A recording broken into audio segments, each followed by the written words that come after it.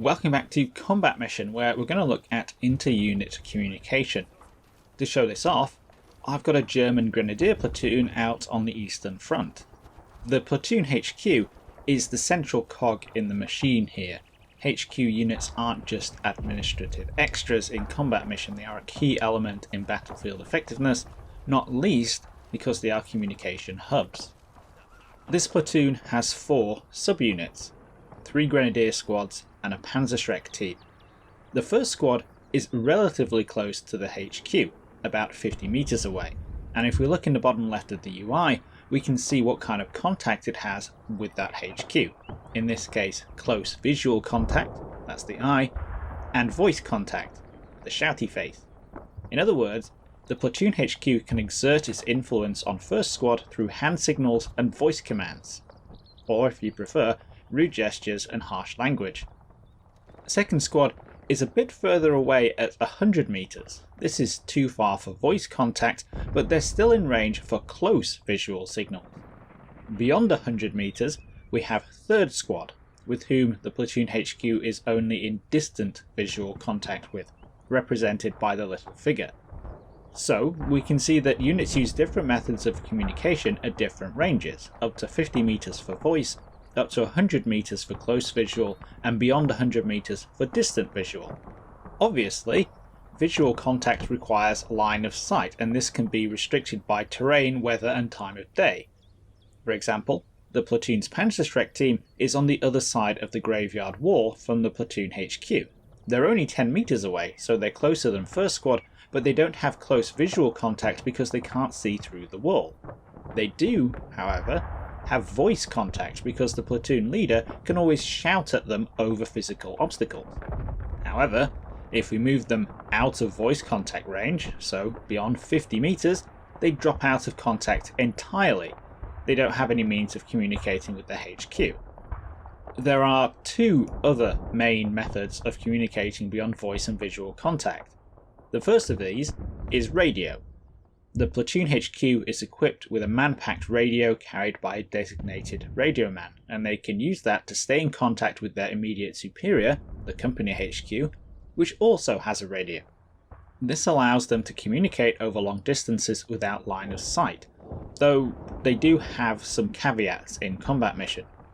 Large man-packed radios cannot be used on the move, so if we give our platoon HQ a move order, they remain in contact with the company HQ until they set off, then they lose contact and won't re-establish it again until they stop. Units can use vehicle-mounted radios. If we get some Panzer Grenadiers in half-tracks, we can see that the individual squads don't have radios, but they can maintain radio contact with the platoon HQ by using the radios in their vehicles. Naturally, in combat, radio men can become casualties and vehicle-mounted radios can be destroyed or damaged, and it's worth noting that while vehicles can revert to the visual methods of communication like infantry, they do need to be opened up for this. In the modern titles, there are a lot more radios around in general, so worrying about maintaining radio contact is less of a concern than it is in the World War II game. Some forces in the modern titles also have satellite communication equipment like secure PDAs, Blue Force trackers and that kind of thing, that also enable effective communication links. Hand in hand with this for the modern games, there are also electronic warfare options that allow one or both sides to degrade the other's communication abilities through increasing levels of jamming. All of these communication links can be easily visualized by pressing Alt and Z. When this is active, selected units will have red lines between them and their HQs and any subordinate units. The brighter these lines are, the better the link. So first squad, which has both voice and visual contact with the platoon HQ, has a brighter link than second squad, which only has visual contact. The Panzerschreck team, which is out of contact completely, has the darkest link. And we can see these communication links in action with some spotting. If we put one of the squads up in the church tower, they spot a platoon of Soviet T-34s on the road. The platoon HQ can't see these because the church and the wall are in the way, but because they have a good link with the squad in the tower, they're right next to them, so they have voice and close visual contact, they get the corresponding contact icons very quickly, in about 10 seconds. The tower squad has told the platoon HQ about the tanks on the road. About 30 seconds after that, the platoon HQ has told the next closest squad. This has taken a bit longer because the platoon HQ has to process the information and then pass it on through a weaker link. The next squad is out of voice range and only in close visual contact. The final squad gets the contacts 40 seconds after that. They have distant visual contact, which is harder to communicate over, so it takes longer.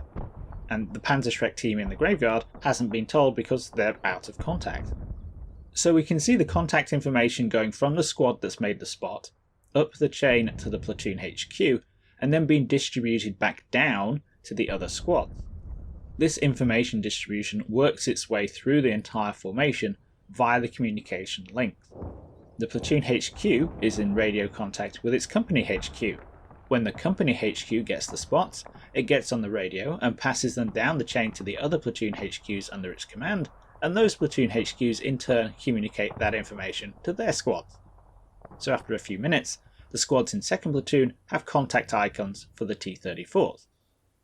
They are not as solid contacts as the ones that 1st Platoon has, because they're second hand and they may even be out of date by the time they arrive, but they're there. In turn, the company HQ radios the battalion HQ to share the spots, and the battalion HQ feeds that information down to the other company HQs, which feed it to their platoon HQs, which feed it to their squads. So if the communication net is up and running, spotting contacts can filter their way through the organisation pretty quickly. This also works across the chain of command as well, though it's usually slower. If we attach a scout team directly to the battalion HQ and put them in the church tower, they can spot the T-34s, but they don't have a way to communicate that to the battalion HQ because they're a long way away and they don't have a radio. But if we move our platoon HQ up to the base of the tower, they're close enough to the scouts for the two units to communicate. The platoon HQ can then use its radio to send the contacts upwards, first to its company HQ and then to the battalion HQ. So even though the scouts don't report to the platoon HQ in the chain of command, they can still communicate and share information. Sharing information completely outside formations is possible too, though again it's more difficult.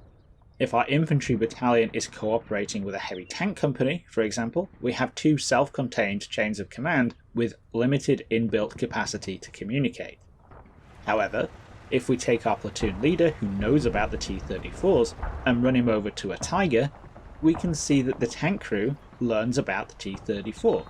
So the platoon leader has gotten close enough to communicate with the tank commander and pass the information on. So you can not only pass information across formations, but you can use units essentially as runners to bring information to units that need it. This has important consequences when you have different units working together.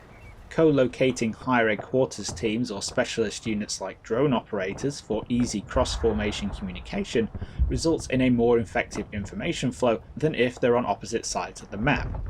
It's not just about information flow, though this is the easiest way to show it off in action. Units that maintain contact with their HQ units benefit from that HQ's leadership, are more resistant to morale shocks, and are generally more combat effective than units that are out of contact. In short, maintaining those communication links between your units is a good idea, and you should try and keep them up and running. This is, however, not always possible, especially in the World War II titles where radios are not commonplace. Not only can voice and visual contact be broken by distance, dense terrain and weather, but they are more effective at close range. Bunching up may make communication easier, but clumps of units are tactically vulnerable, especially to artillery and water fire. In a similar vein, co-locating HQs is a good move, providing the enemy doesn't get an opportunity to crash the party.